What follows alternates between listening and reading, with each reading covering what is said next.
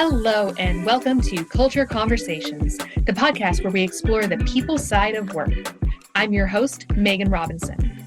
For years, I've found myself deep in discussions about workplace engagement with industry experts. Now I get to share this wisdom with all leaders, new and experienced, on their journeys to build cultures that maximize potential. We spend so much of our lives at work. Let's make it a place where our teams can grow and succeed. Hello and welcome to Culture Conversations. This is Megan Robinson, founder of Leader Experience and your host for this conversation. I am so excited to have Bryttani Graddick as our guest today. She brings so much immense knowledge and expertise. We're going to talk about what it's like to be a department of one and how you really show up with the expertise, how you really build out that department, but most importantly, how you match at that senior executive level. Because it is a lonely road. It is challenging, whether you've led teams all of your life and you're now finding yourself as this next challenge, or whether you're thrown into this department and you have to figure it out along the way. Before we jump in, I do want to introduce Bryttani Graddick is an HR leadership career coach. She has a heart for serving others. As CEO and founder of Talented Teams Consulting, LLC, she educates and empowers HR professionals to build their careers on purpose. She started her career as an unpaid intern and currently serves as VP of Administration and Human Resources in the credit union industry. In her executive role, she leads human resources, compliance, and training and development. As a lifelong learner, she understands the importance of building skills and abilities to prepare yourself for a fruitful career and positively impact those around you. Currently serving as an education partner and instructor for SHRM, Bryttani believes in continuously building your skills to reach new heights, both personally and professionally. When she's not spending her time with her husband, 3 kids, and family, she dedicates her time to helping other HR leaders fast track their journeys to build more impact, influence, and income. Welcome, Bryttani. Thank you, Megan. I'm so excited to be here. So excited. It's so much fun. When we were first chatting, it's like, oh my gosh, I have to have you on the podcast. Just because I feel this department of one is such a rampant challenge for people. And I truly have seen individuals that are thrown into it and had to grow their career out of that department of one and are completely lost, as well as people that are very well experienced. They've been leading teams or departments, and all of a sudden they're taking on that next new challenge, and they're all by themselves. Exactly. And I think oftentimes in the role, if you were once a specialist, but now you're an HR department of one, you find that, you had a specialty in a certain area, and now to have to do all of the HR competencies is a completely different lane. So I'm excited to have this conversation to really shed light on ways to not just survive in the role, but to thrive and to reach new heights. Absolutely. So tell me a little bit, what are some of the challenges that you see a lot in being that single person department? To me, I think the biggest challenge, if you were to ask any HR department of one, what do you do all day? Or what hat do you wear? Because we wear a lot of hats. The biggest challenge is the overwhelm and to be in firefighter mode and to feel like you're having to react to everything that's happening around you. It can feel very chaotic because there's so many things to do. You don't have anyone to pass things off to.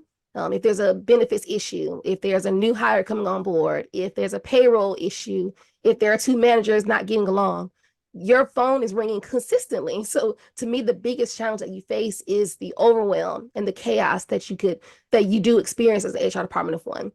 So to me, the best way to get through that is to have a plan. Think about it in 3 different categories. The work that you do in HR, you have transactional work, you've got operational work, but you should also have strategic work. So categorizing the work you do in these 3 different categories will help you to break out of the challenges day to day that just come at you and have more structure around the work that you do. Oh my gosh, I love that firefighter and having that plan. And it's not even having a full plan, it's just knowing which hat you're wearing when. Exactly. And I would imagine that most people really focus, or as in that overwhelmed state, they spend the bulk of their time in that transactional state or in that operational, right? You're just trying to get things moving. You're just trying to keep the wheels spinning.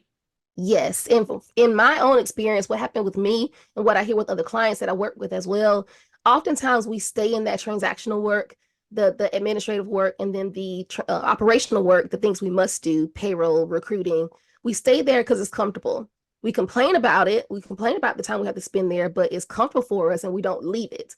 To do strategic work, we have to think forward. We have to consider what's coming down the pipe, what's coming down for us to have to either change or optimize. And that takes more preparation and more intention. That's the more difficult side to work in. So we don't often go there because it's not as easy.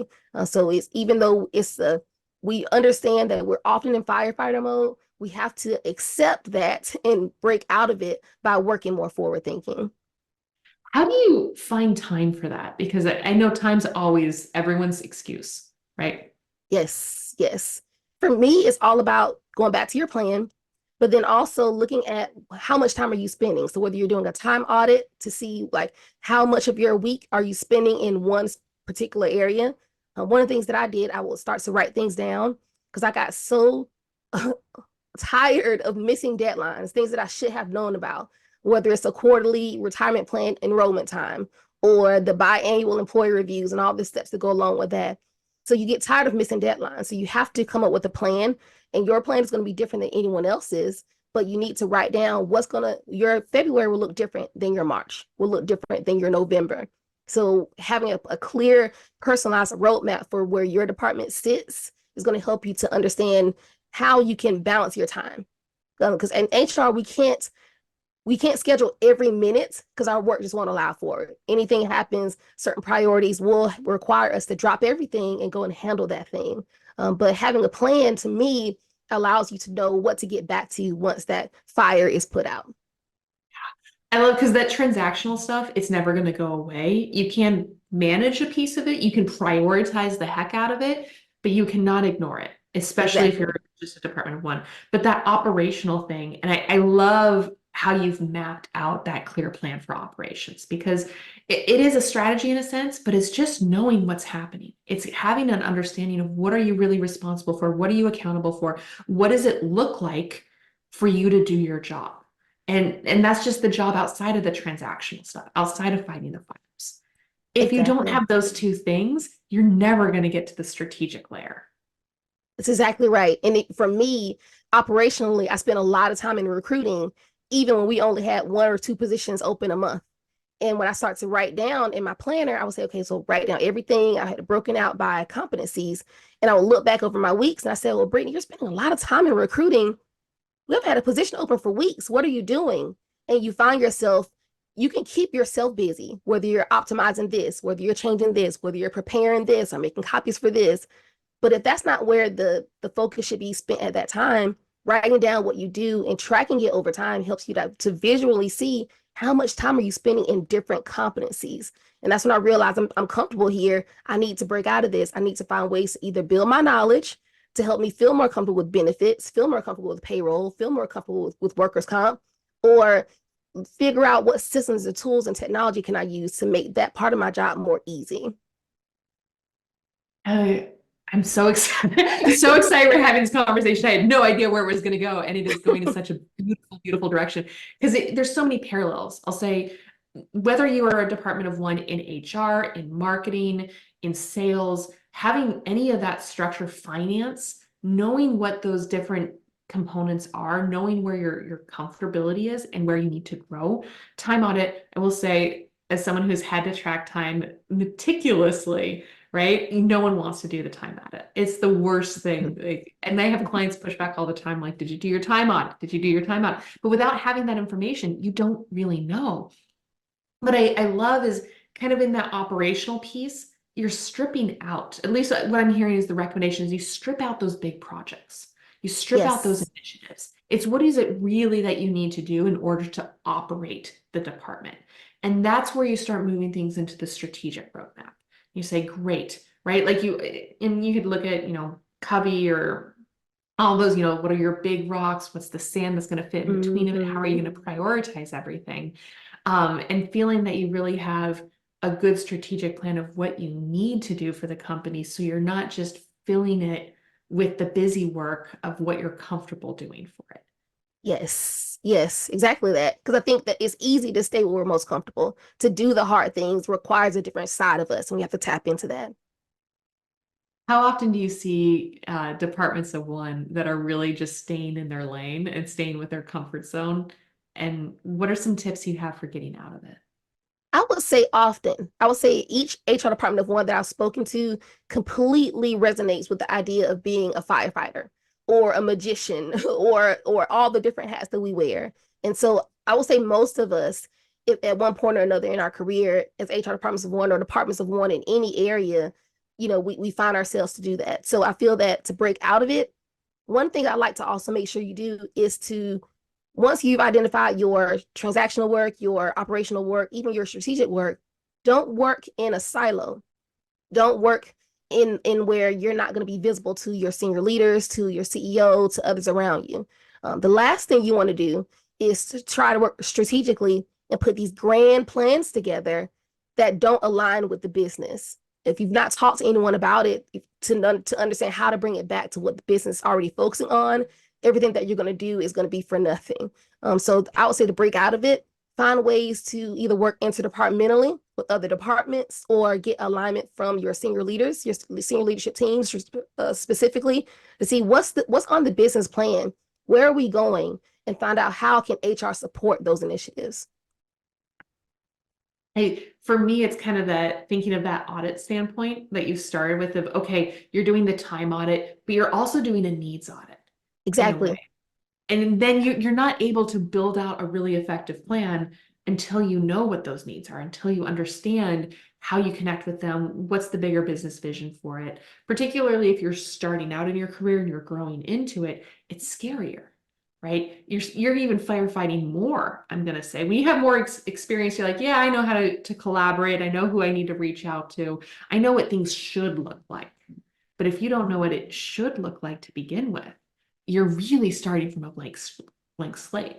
Exactly, exactly. So I would say in that case, my advice would be to, before you start to join groups with the intention of giving opinions, I would say join groups just to be a fly on the wall. That was one thing that I did early in my career where I knew I wanted to do more.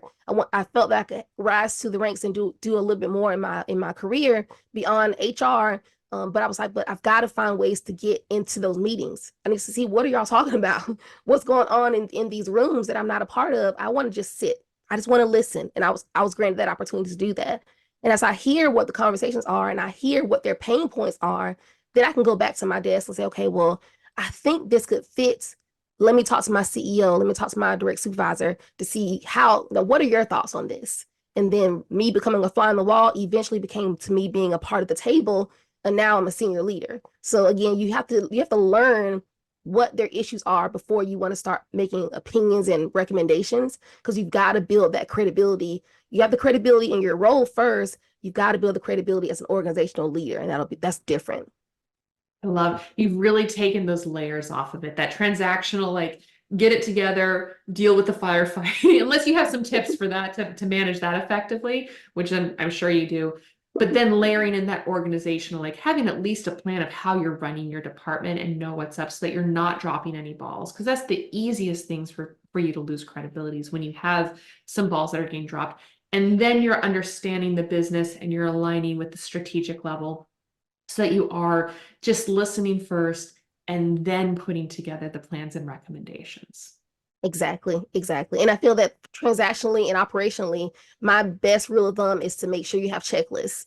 If you try to rely only on memory to get your processes done, it's going to be the wrong approach for a few different reasons. One, you're not going to remember everything because you're not a machine. None of us are machines. So having a checklist gives you something to go by, helps you to stay on track. And when you do get interrupted, because you will get interrupted, you know where you left off. But then also think about it. If you're a department of one right now, as your department grows, if you need to transfer that knowledge to the next person, you're going to want to have checklists and procedures to show that person what to do, as opposed to walking every little step to just to explain to another person. So checklists help you now, but they'll help you as you grow your team as well. And checklists don't have to be meticulous, every little thing, right? No, no, not necessarily. So, for example, it could be one line if you're talking about processing payroll or how to administer benefits or how to handle a qualifying event. it could be a one-page checklist, and it could be just think of it as idea joggers. Like, don't forget to make this change. Don't forget to do this. Because a lot of times in HR, our systems don't necessarily talk to each other all the time. So we have to make an entry here, or we have to update this person for this, but update that person for that. So it's just, it gives you think of it as a living, breathing document that will evolve as your processes evolve.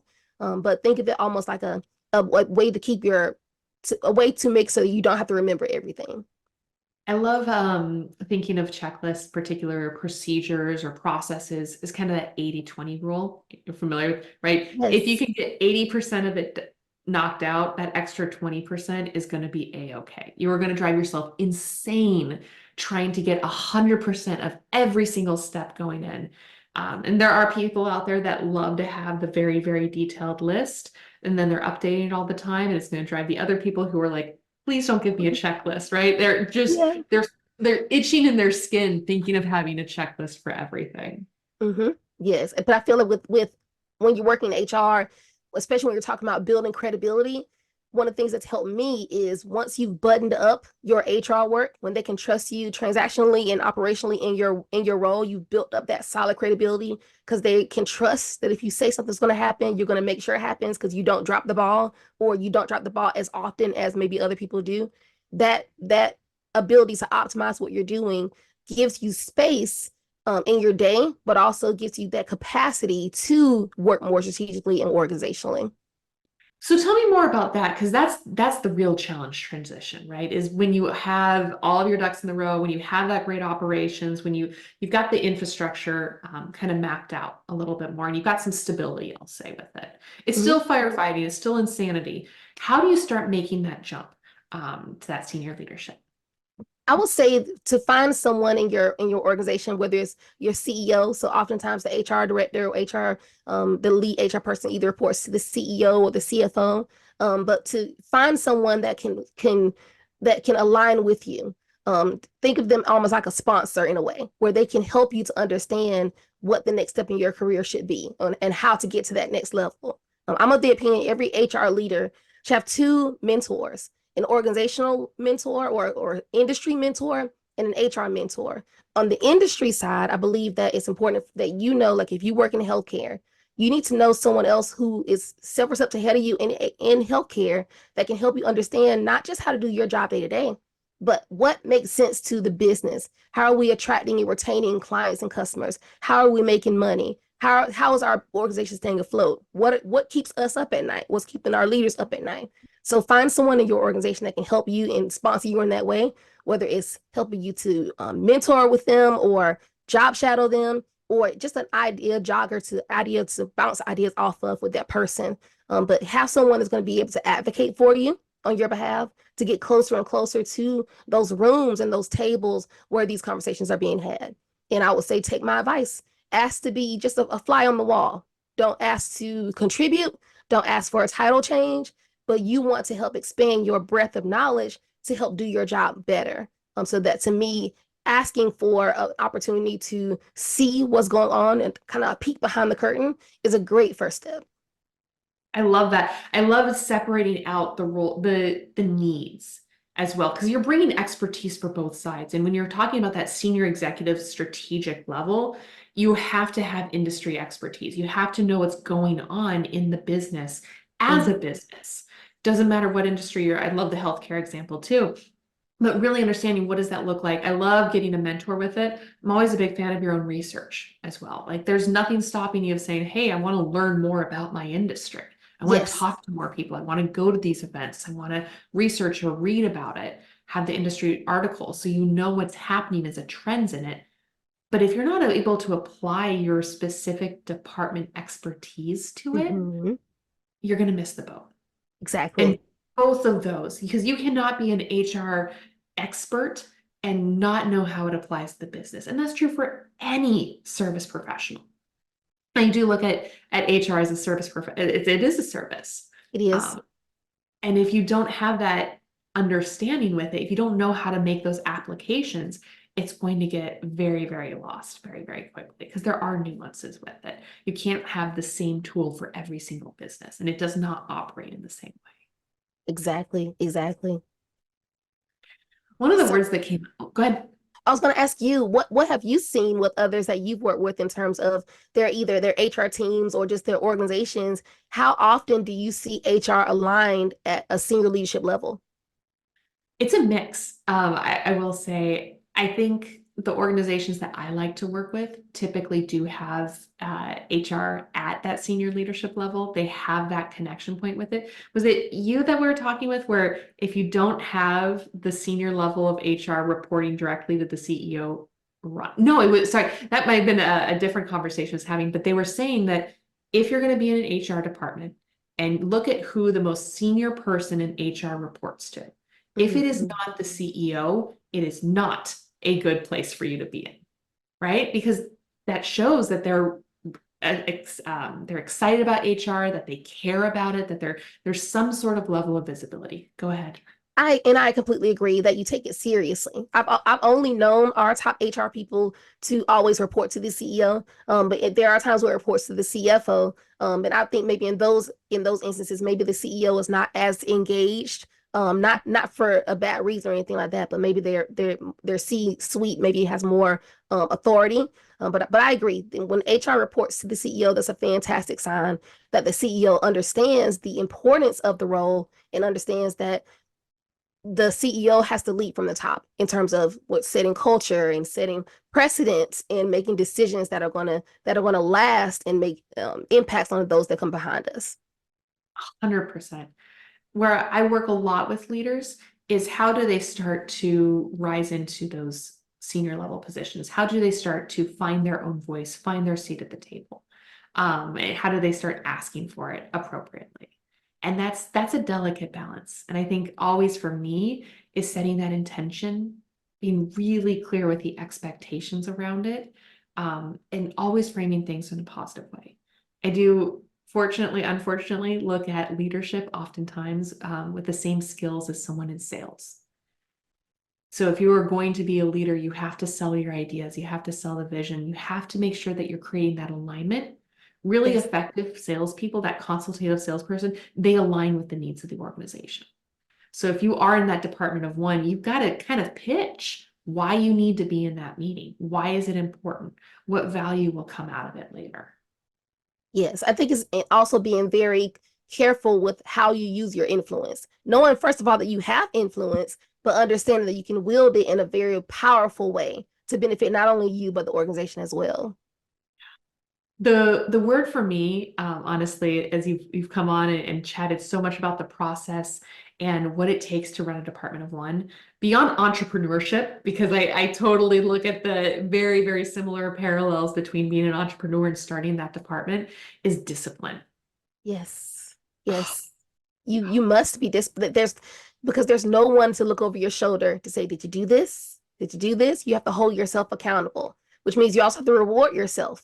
If you do something really well, or you have a great accomplishment, or something happens that really pleases you, rewarding yourself doesn't have to mean, buying something, but it could mean, sleeping late on a Saturday or finding whatever motivates you. But you've got to not only be intrinsically motivated, but you got to find ways to motivate and push yourself, because there's no one else other than your CEO, if that's your supervisor, who's going to tell you, remind you of things to do and to check behind you. We don't have that as HR departments of They're one. only going to tell you when you've done something wrong. They're not going to tell you when you've done it right because they assume that you're going to do it right.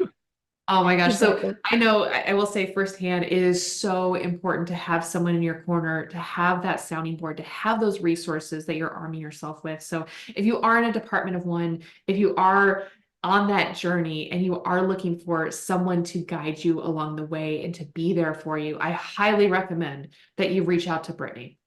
Truly, all of her contact information is in the show notes. She's an absolutely fabulous coach that's going to both provide some of that structure and the best practices that you're looking for, while also really guiding you to find your own path and your own way. Because just like leadership, it really is that personal journey on the steps that they want to take. So, Brittany, I'll leave you. Do you have any other final tips? I think my only closing tips would say to, as you move forward in your HR career, always make sure you're clear on your why. whatever it is you're trying to do, if you're trying to get that seat at the table, if you're trying to add a new initiative, always go back to why. Ask yourself, why do we do this? And make sure that it's not to benefit only you. Make sure it benefits others around you. That's a great way to make sure you're always going to align to what the business is valuing at that time. But I'll be honored to serve anyone who's working as HR department of one who needs help or would like another set of eyes on anything that they're working through. And like you said, my information will be in the show notes. Absolutely. And I will say, as someone that's gone the entrepreneur journey a couple of times, having a resource like that, feeling like you're in the trenches with someone else is invaluable. It absolutely, it's the difference maker. It's the one that's keeping you on track. It's that focus, that discipline that is hard at times. So please do reach out to Bryttani. Thank you so much for the conversation. And we'll see you next time on Culture Conversations. If you have any ideas or topics that you'd like to hear about, please email me directly. My email address is Megan, MEGAN, @eLeaderExperience. Thank you so much. Thank you so much for listening to this episode of Culture Conversations. I'm your host, Megan Robinson, founder of eLeader Experience, a professional leadership development company. Today, we shared actionable ideas to navigate the evolving workplace landscape, compete for talent, and build cultures that maximize potential. If you're looking to learn more about how to support your organization's leaders, you can learn more about our work at eleaderexperience.com. Now get out there and contribute positively to your organization's culture with your own conversations.